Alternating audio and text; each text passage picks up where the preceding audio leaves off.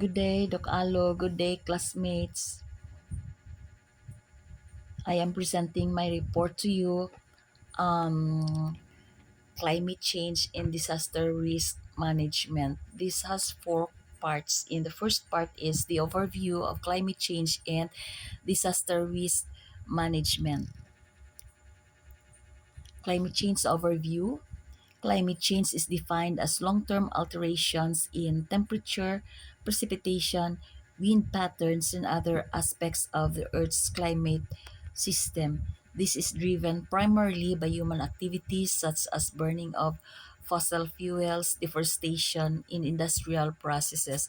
Here in the illustration, we see that human activities bring about increase in temperature, melting of ice caps, and droughts, heavier precipitation, and all other things that do not result to good effects in our environment. Okay. So here, one is rising of temperatures. Global average temperatures have risen, leading to heat waves and altered weather patterns. Okay. This also resulted to melting of ice caps and rising of sea levels. So glacial mountains have retreated, Arctic ice has melted, and thermal expansion of seawater have caused sea levels to rise. And the rise in sea levels resulted to extreme weather events such as increased frequency and intensity of hurricanes, floods, droughts, and wildfires. So the rise in global temperature has effects that are not desirable to human existence. So naka-domino effects siya, no?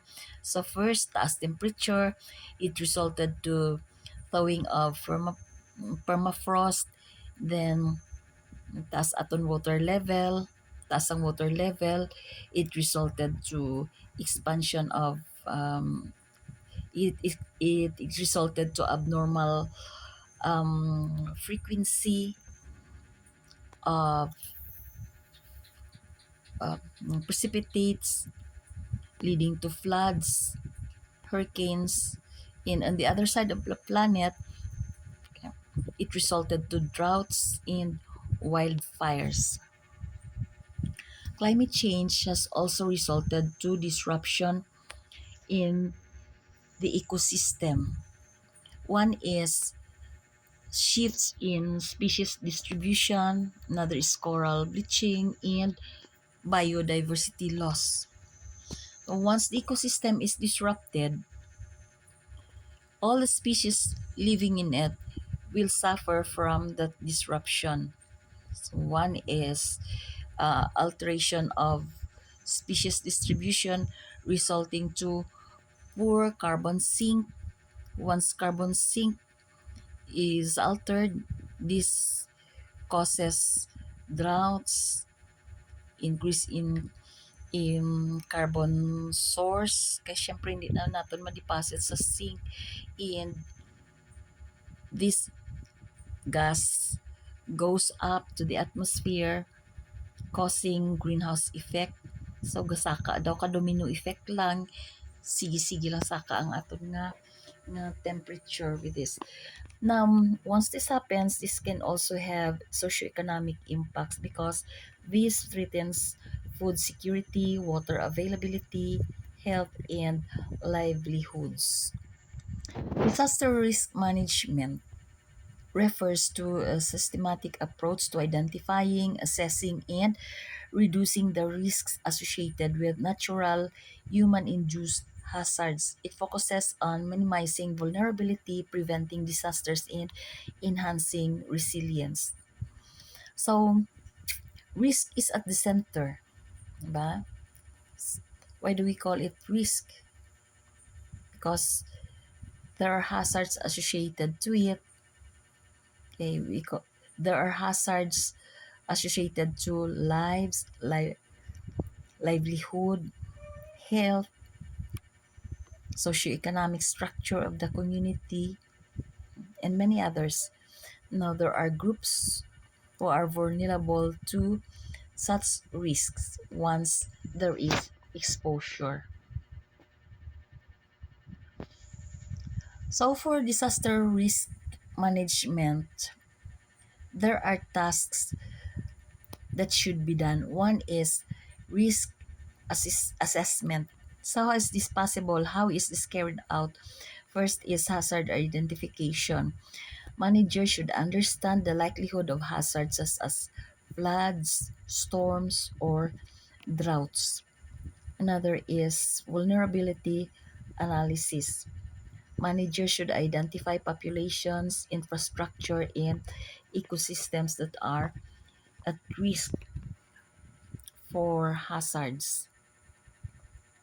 And then the third is exposure of mapping. This is about understanding which assets and people are exposed to hazards. So how is this carried out? First is, siguro kung tanawon ginaton ng picture, first is we go to the PROC level, din diri ang vulnerable group, anong hazards diri, sinong vulnerable.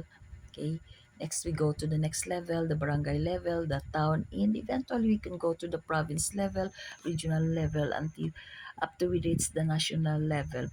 So risk assessment is very important when we want to manage hazards na or disasters. So next to it is risk reduction. In risk reduction, there is a need for prevention, mitigation of the risk, and then comes the preparedness. So, disaster is inevitable. Ara lang gid na siya permi. Hindi na siya madula ya. Okay. Pero when we are ready to face disaster, when we have the strategy how to manage disaster, why problema? Why? Siyempre, we can have better disaster response if we are ready. Okay. Once we have the better disaster response, okay, there will be better disaster recovery. And then, after the recovery, we can have better disaster planning and design again, so that when there is the next disaster, when there is another disaster, everyone will be ready. So that is better disaster. There is better disaster early warning. Okay. And when disaster comes, ready ang tanan. No? So number 3 task is response. When there is disaster, there is a need for response. We know that crisis is inevitable. There must be a response to save lives and minimize immediate impacts. After the response comes the recovery, that is to restore activities and services. So for the response, there should be rapid mobilization of resources for rescue, relief, and rehabilitation. There should also be coordination between local, national, and international agencies. The fourth task, the fourth task of disaster risk management is recovery. So after response is recovery. Now in recovery, there is a need to rebuild infrastructure and to restore livelihoods. Now,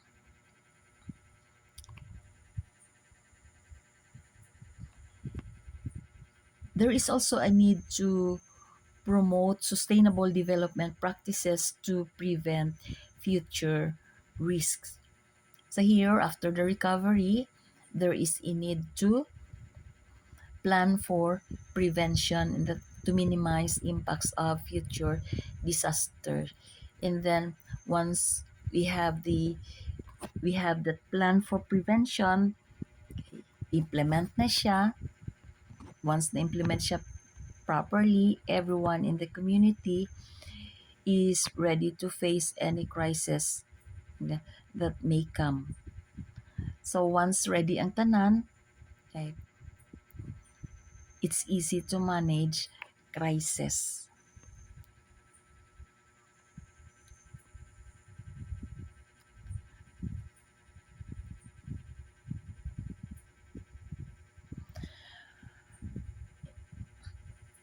Climate change and disaster risk management should have proper integration, no?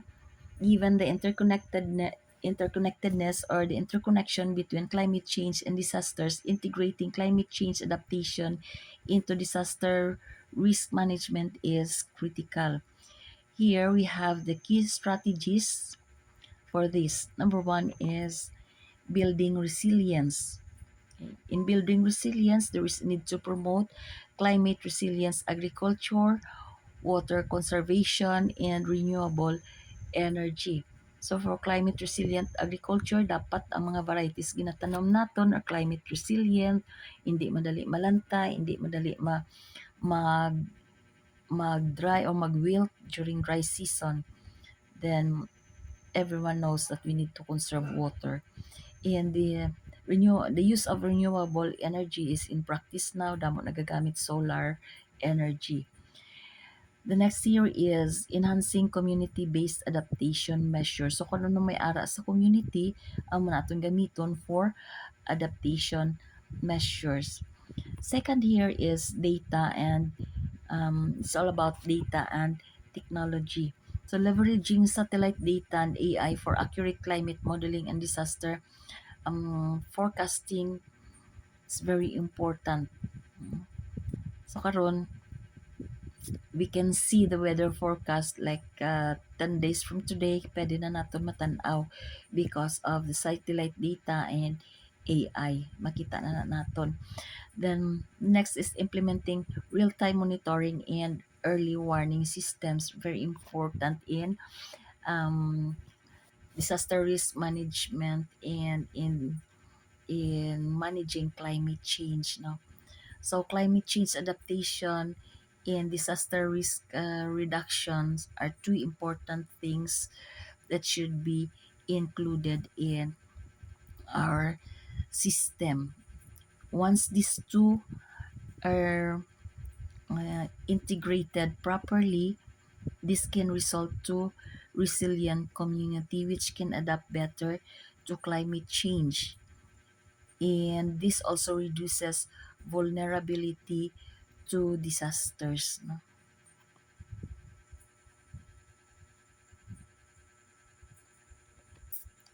The third here is policy and governance.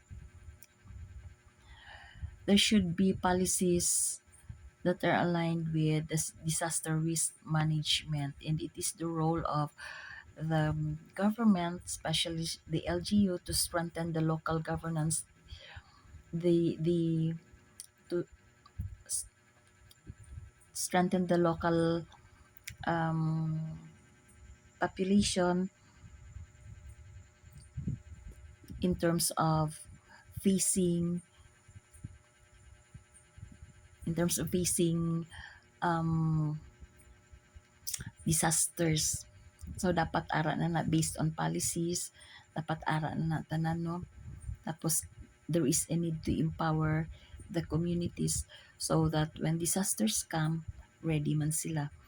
Then the fourth is financial mechanisms. There should be budget to be allocated, no, for disaster. So allocating resources for disaster mitigation and climate adaptation through climate funds, insurances, and public-private partnerships is very important because we cannot do things without budget. So budget plus policies formulated by the LGU will result to um, climate change adaptation and preparedness for disasters. No? So what are the challenges for the managers? One is limited resources. In developing countries, eh, there is a lack of financial and technical capacity for robust disaster risk management and climate change adaptation. Another challenge is the coordination gap. Collaboration between different levels of government sectors and communities can sometimes be insufficient. In another, especially for us here in the tropical regions, there is variability in climate models. models which poses changes for long-term plannings. So pabago-bago sometimes ang mga models brought about by climate change. So dapat ang long-term plans naton pabago-bago man, which is sometimes not good to look into kay once you have made a plan, ang execution of the plan takes time pa na, di nagbago naman lang gali, no? Okay, so for this topic, for the conclusion, climate change and disaster risks are interwoven challenges requiring a coordinated local and global responses. By integrating disaster risk management with climate change adaptation and promoting sustainable practices, societies can better safeguard their populations, ecosystems, and economic structure against future crises. The second topic that I have is themes in disaster resiliency. Themes in disaster resiliency include a range of strategies, principles, and frameworks aimed at reducing vulnerabilities and strengthening the capacity of communities, organizations, and systems to withstand, adapt to, and recover from disasters. Number one theme is risk reduction, okay, and preparedness. For this, there are three strategies. First is hazard identification and risk assessment. So sa themes ni, I have 10 themes here, and for each theme, there are strategies, no, how to come up with the expectations of the theme. So first here is the hazard identification and risk assessment. For the managers, there is a need to understand potential hazards and their impact to communities. Dapat naintindihan na isang managers kung may hazard, ano yung impact niya to the communities. Then, for preparedness, there is a need for early warning systems. So for managers, there is a need to develop and maintain systems for timely alerts to minimize harms. So nami na gani karon no kay sa cellphone mo bala ga-appear na sa Globe, ga-appear na ang mga warning, no? Okay, warning messages. The third here is preparedness plans. There should be plans for everyone to be able to prepare properly for disasters. So this is part of risk reduction, ano. The household should be encouraged to prepare for this. So balik ka gid sa household ya. Businesses and government sectors are also encouraged to prepare for disasters. They should create and practice emergency plans. So hindi lang na gali nga dito na national level, we should go back to the basic level, which is the household level. Okay? And this is to ensure that everyone is ready to face disasters. And once everyone is ready, okay lang. Masapos lang na siya natin i-manage because with readiness, with preparedness, many lives will be saved as well as di lang lives natin, no? Pati aton palang nga buyan. The second theme is community engagement and empowerment. We have three strategies again: local knowledge integration, public participation, and education awareness. So for local knowledge integration, we should value indigenous and local knowledge, no, and this should be incorporated into resilience strategies.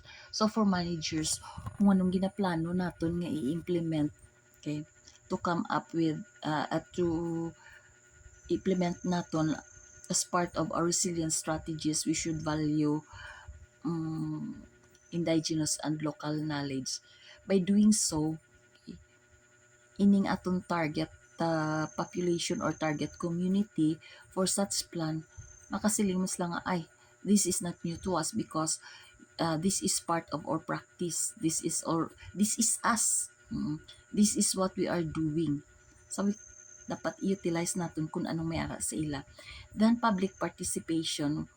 In this, there is a need to involve community in decision making and planning for disaster management. Okay? Hindi nato na left out nga kita-kita lang nagplan and then i-implement sa ila. Okay? In the community level, dapat they should be involved. People there should be involved in the planning. The third strategy is education and awareness. There is a need to increase knowledge about disaster risk and safety practices. Now, sometimes pinasalig na natin sa eskwela na eskwelahan na lang na bahala mag-train sa mga tao, mag-impart sang knowledge. Pero for managers, we have that, or for managers, ang responsibility is great, no? Because managers are tasked to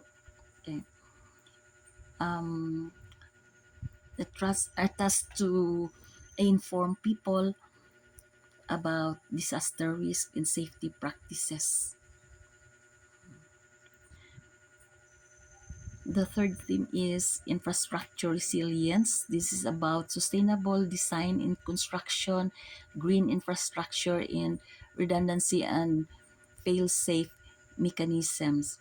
So for sustainable design and construction, there is a need to build resilient infrastructure that can withstand extreme events. So say for example, if the place is along the fault line, pero megalinog, dapat buildings should be resilient enough to withstand earthquakes. For green infrastructure, this is about using the natural resources or the natural systems like wetlands, forests to reduce disaster impact. So kung ano may ara dira, pwede natin gamiton. Like say for example, ang forest nimo to prevent flooding. So gamiton na siya dira, no? The third is redundancy and fail-safe mechanism. Now, this is to ensure critical systems can continue operating during disasters. So, bisan may disaster, tuloy-tuloy lang aton operation, no? Okay, I have here an illustration about the disaster resilient infrastructure. So here they presented the wind, solar, power lines, water, roads, and bridges. All these things are interconnected, no? Okay, but all the infrastructures in this place nakaplano na gid siya. Naka-design siya to be disaster resilient.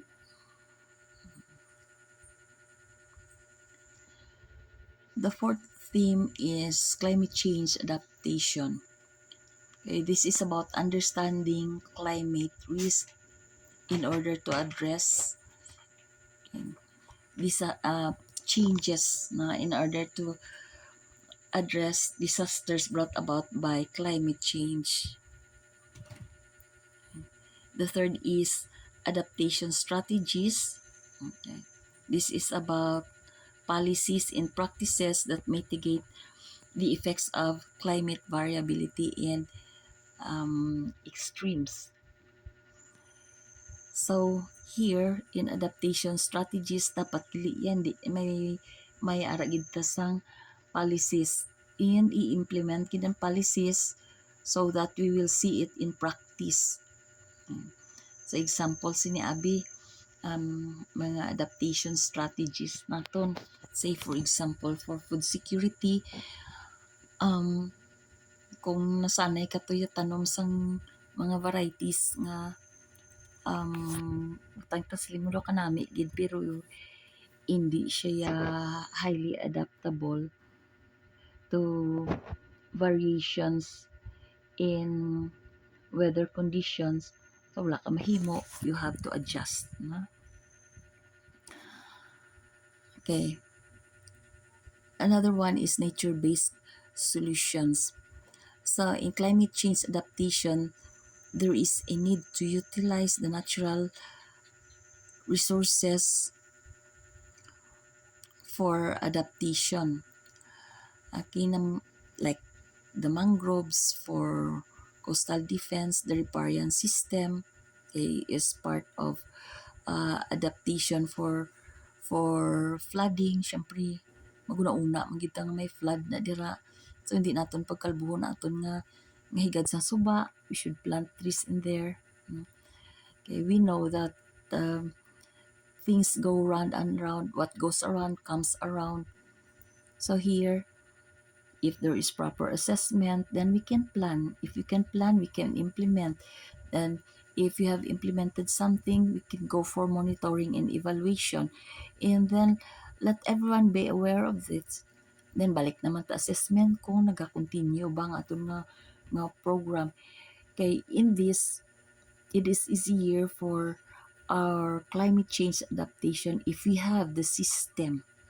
If we have the system on implementing what we know, what we have in us, implement natin for everyone to be benefited in the community. The fifth theme is social equity and inclusion. In the community, we have sectors that are very vulnerable to disasters, okay? Like the children, elderly, disabled persons, marginalized families, and gusto ko idugang women in the reproductive age or reproductive stage, no? So when there is disaster, the needs of these groups should be considered first.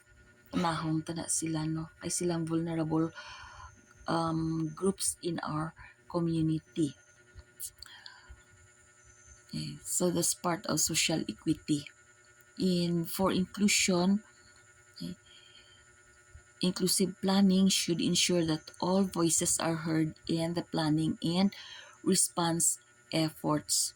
Di lang yung sila nga plano ka diri, implement mo dito, voice la kabalo dito. Their voices should be heard during the planning. Okay, the next one is gender consideration. In the Filipino family, the father is considered as the head, no? Bisan pa dako ang income sang mother, still ang father is the head.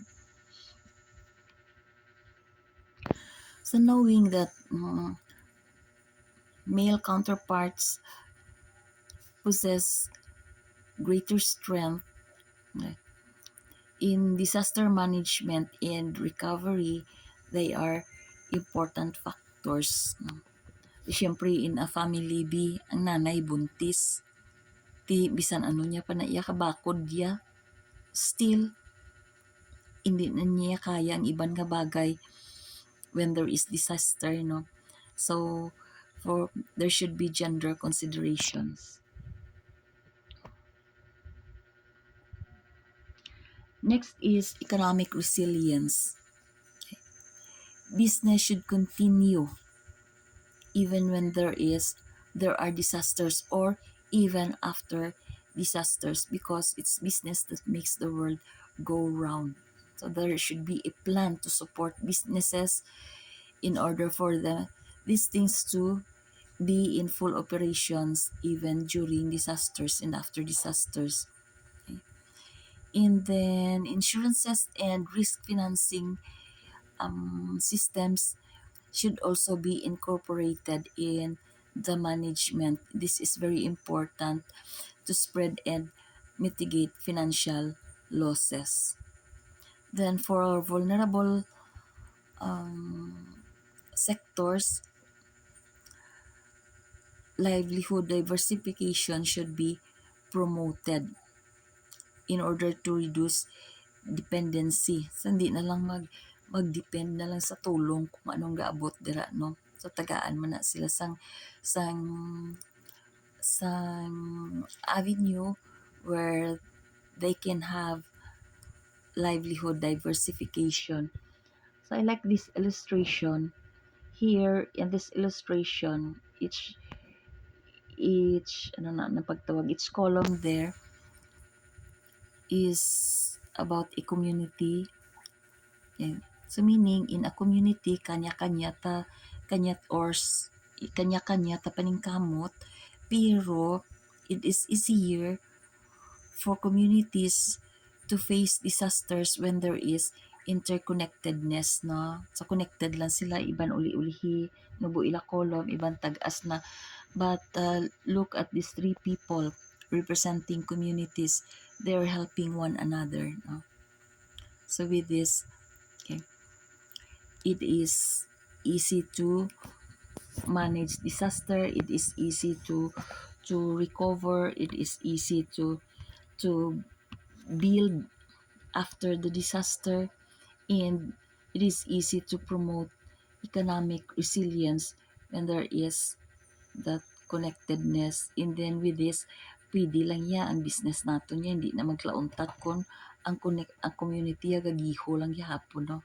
Tanan.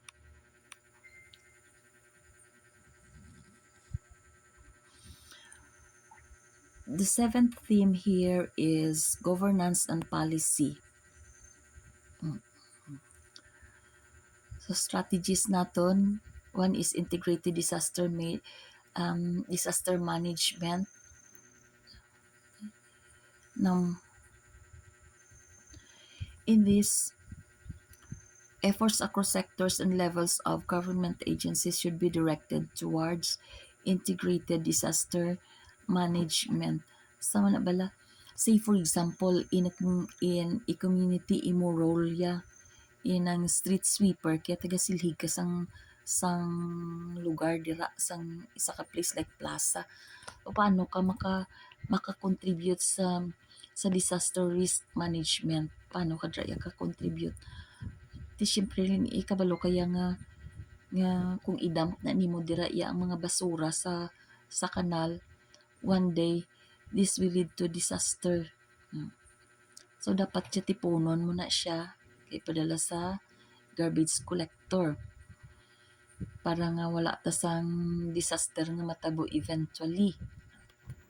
So all sectors, na tanan-tanan dapat na all sectors in the government and also in the community dapat naka-align na dang efforts towards integrated disaster risk management. And so also there should be policy frameworks, no? Dapat may laws and policies kita that would support disaster resilience. And once everyone is involved in this, accountability is ensured, meaning it's individual in the community is accountable. There should also be system for monitoring to ensure transparency. Okay, and then once tapos na ni, effectiveness of resilience measures can be evaluated. So over and over again, balik-balik lang ni siya, balik-balik. Pero as time goes by, pwede siya mag-improve. The eighth theme is technological and data innovation with the use of remote sensing and global information system. These are advanced tool. Pwede na nato no ma-predict ang mga panghitabo, like say for example the upcoming hurricanes, mga bagyo, no? Pwede na naton ma-predict. So pwede man map siya, okay? Map siya sang hazards and for monitoring. So this data, mga data naton are shared. Basta nakaagi ka internet, basta mag-agi sa internet, naka-share na daang data. So with this,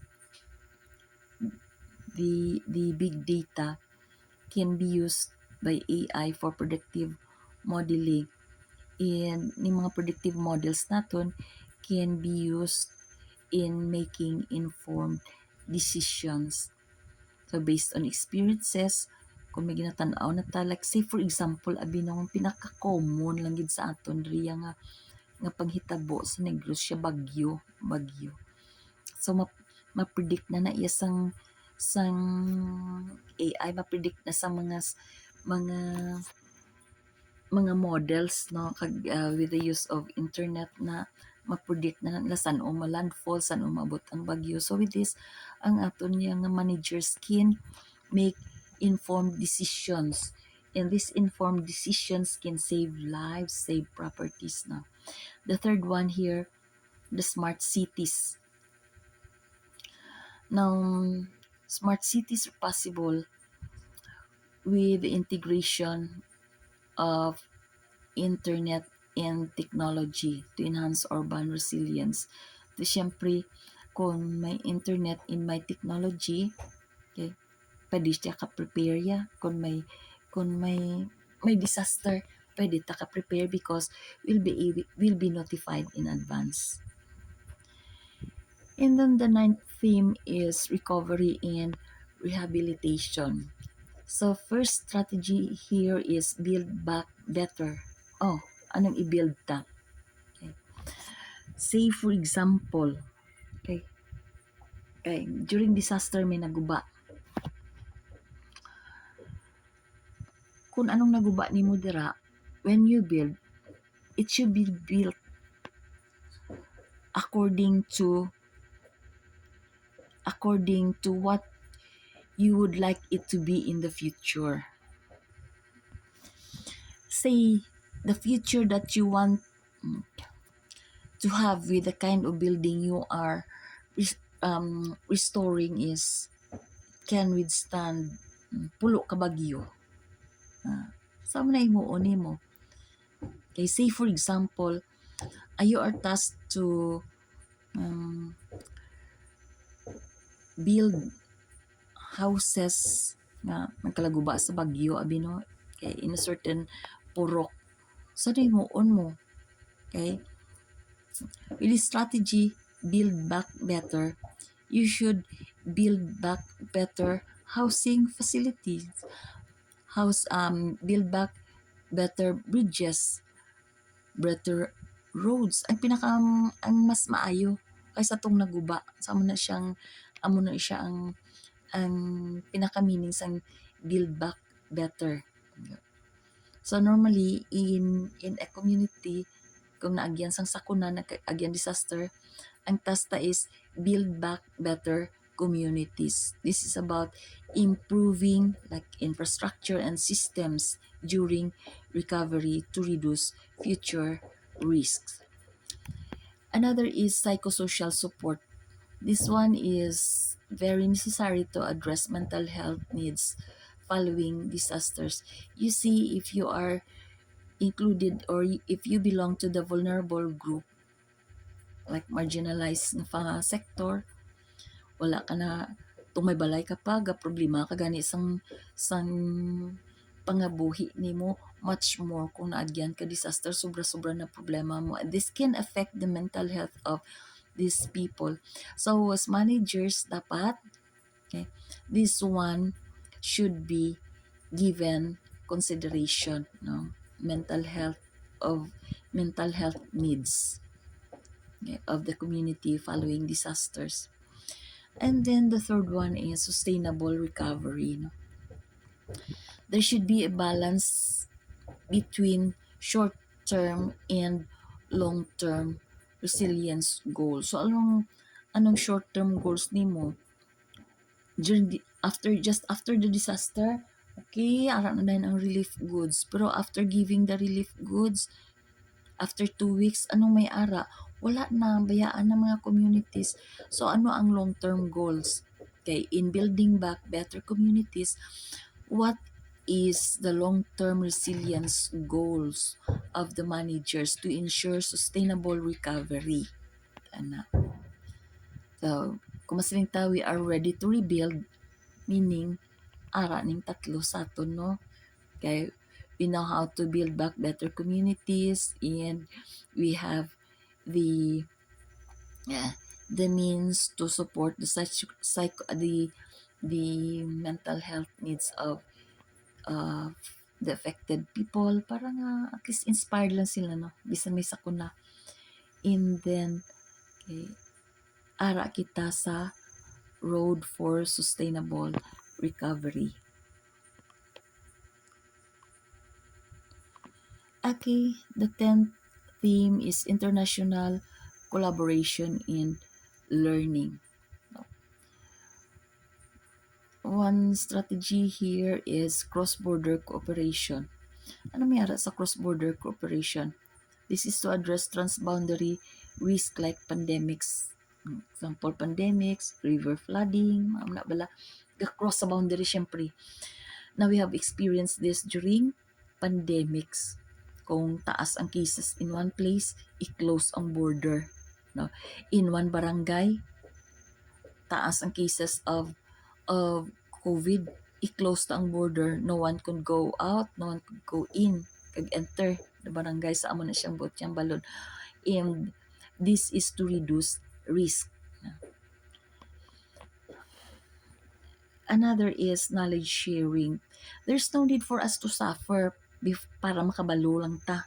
Okay, we can learn from the best practices in case studies of our neighboring communities, okay, of other countries. Ano bala? We can learn from others so that we'll be able to be ready for the risks or the disasters that may happen in the future.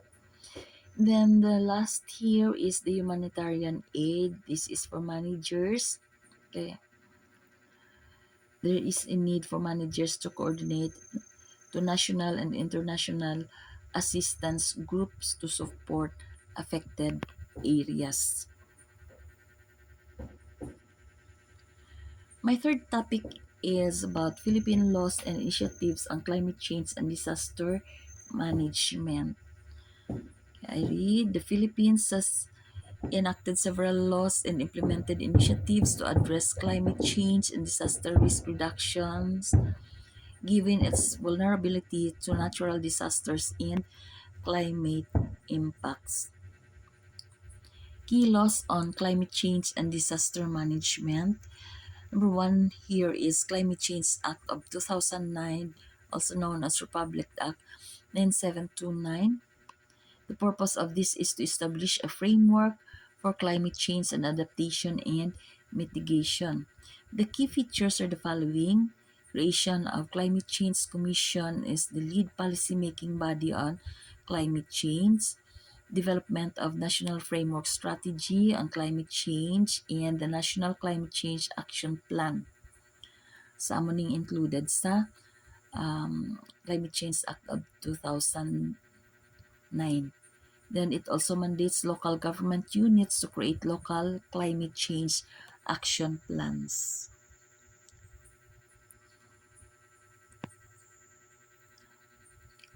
The second one is the Disaster Risk and Reduction Act of 2010, also known as Republic Act 10121. The purpose of this is to strengthen disaster risk reduction and management systems.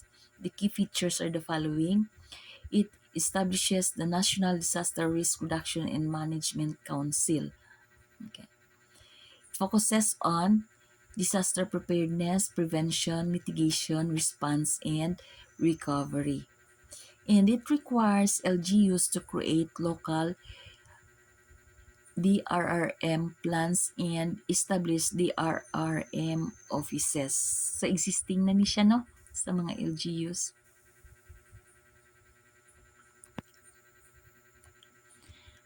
The third,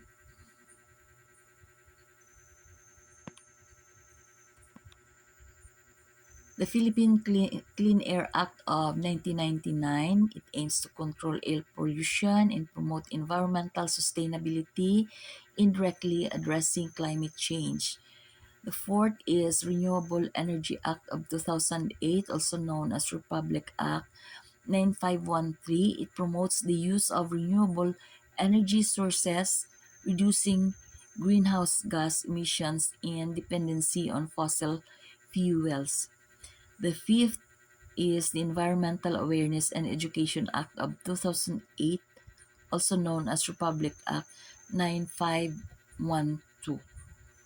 It mandates the integration of environmental education in schools, including climate change and DRR topics. The sixth is People's Survival Fund Act of 2012, also known as Republic Act 10174. It establishes a fund to support LGUs and communities in climate adaptation projects. And the seventh is the Ecological Solid Waste Management Act of 2000, Republic, also known as Republic Act 9003. It focuses on proper waste management to mitigate environmental impacts and contribute to climate change mitigation efforts. Sa initiatives in programs of the government, national level, we have the National Framework Strategy on Climate Change. It outlines a roadmap for climate resilience, focusing on adaptation and mitigation.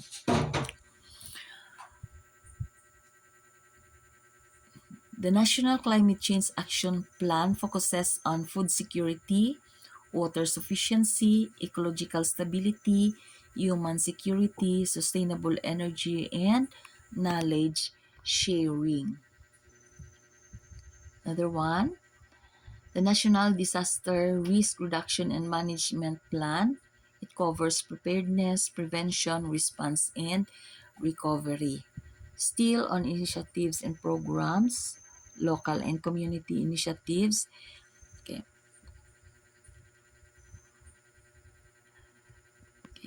This is on the LGU to develop localized action plans for climate change and disaster management. And then for the barangay level, to engage communities in risk reduction strategies. And the third here is the community-based early warning systems and evacuation planning. So sa local ni siya nga level, no? Mga initiatives and programs. Then partnerships and international collaboration. Okay. Collaboration with international organizations like United Nations Development Program and the Global Green Growth Institute. The second is the global participation in global climate conferences like United Nations Framework Conference on Climate Change and Conference on Parties meetings. The third is engagement in programs like Green Climate Fund for financing climate change projects. For public awareness and capacity building. So training and capacity building programs for LGUs and communities, and the nationwide disaster preparedness campaign like the National Simultaneous Earthquake Drill. What are the challenges? Ano mga challenges naman niya? Limited access for LGUs to fully implement local climate change action plans and DRRM plans. Limited resources lang. And then coordination issues between the national agencies and the LGUs. And then the third is balancing immediate disaster response with long-term resilience building. So hindi mabalance to. Kung masiling ka nga immediate o ara dayon ang immediate response, pero what about the long-term resilience program? Dira ko kis miss out na. And for conclusion, the Philippines has a robust legal framework and proactive initiatives to address climate change and disaster risk. However, continuous improvements in funding, reinforcement, and community participation are essential to achieving resilience. I-highlight ko gidiriya ang funding and community participation, no? Ang enforcement to kapos-sapos lang, pero funding in community participation to achieve resiliency daw dira taya mabudlayan. Okay. Now the fourth topic, two case studies in the Philippines related to climate change and disaster risk management. These case studies highlight the Philippines' efforts to address climate change and disaster risk through technology, community engagement, and sustainable planning. They also underscore the importance of sustained funding and collaboration to ensure long-term impact. First here is the Project NOAA, okay, or the nationwide operational assessment for hazards. For the background of Project NOAA was launched in 2012 by the Philippine government as a response to the increasing frequency and intensity of natural disasters, particularly typhoons, floods, and landslides exacerbated by climate change. The initiative aimed to improve disaster preparedness and risk management through advanced technology and scientific research. Okay, what are the key features of Project NOAA? One is real-time weather monitoring through the use of Doppler radars and automated weather stations to provide accurate and real-time data on rainfall and weather conditions. So, updated na ta, no? Because of this Project NOAA. Flood hazard mappings. Okay, this is the use of um, hazard maps. And the Project NOAA developed hazard maps to identify vulnerable areas, vulnerable to flood, landslide, and storm surge. Then mobile application, so tools like ARCO and flood control were created to disseminate hazard information to local governments and to the public. So may iba na karon pagid nga mobile application, no? Pwede mo na matanaw lang by just clicking the application kung ano nang kakatabo. Okay, another one is the community engagement. Project NOAA provided training and information dissemination campaigns to educate communities on interpreting hazard data and making informed decisions. The impacts of Project NOAA. Project NOAA provided critical data that saved lives during typhoons like Yolanda. It empowered local government units and communities with scientific tools to make proactive decisions, significantly reducing disaster risk.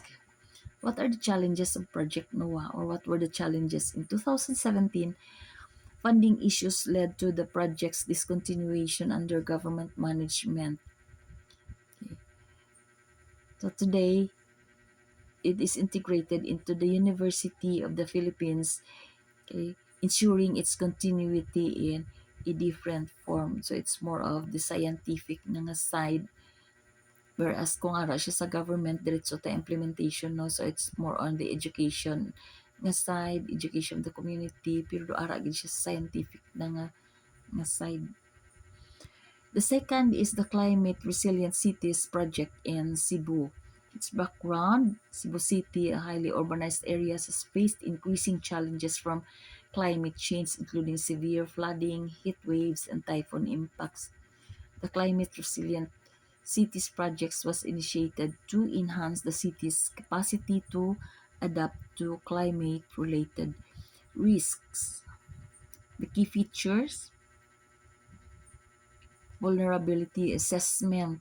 So this is about the comprehensive studies that identified critical areas vulnerable to flooding and heat stress in Cebu City. And then in Cebu, in Metro Cebu, or in the whole island din sa Cebu eh. Green infrastructure: the city implemented urban greening projects including tree planting and the restoration of mangroves to mitigate flooding and heat impacts. So sa Cebu province, ang ilang mangrove dito do damol-damol gid sa Mactan nga area, may part nga damo mangrove. Then the third is early warning systems. This established the community-based early warning systems for floods, typhoons, which empowered local residents to act quickly during emergencies. And the fourth is sustainable urban planning. For this, policies were introduced to integrate climate resilience into urban development, such as zoning regulations that discourage construction in high risk areas. So for the impact of this project, the project improved flood management, reduced urban heat island effects, and increased public awareness of climate resilience. Communities in vulnerable areas became better prepared to face natural hazards, reducing loss of life and property. Okay, for the challenges of this project, limited funding and rapid urbanization remain obstacles to scaling and sustaining these initiatives. Cooperation between local governments and private stakeholders is critical to overcoming these challenges. So finally, my report is done. I have these references. Thank you very much.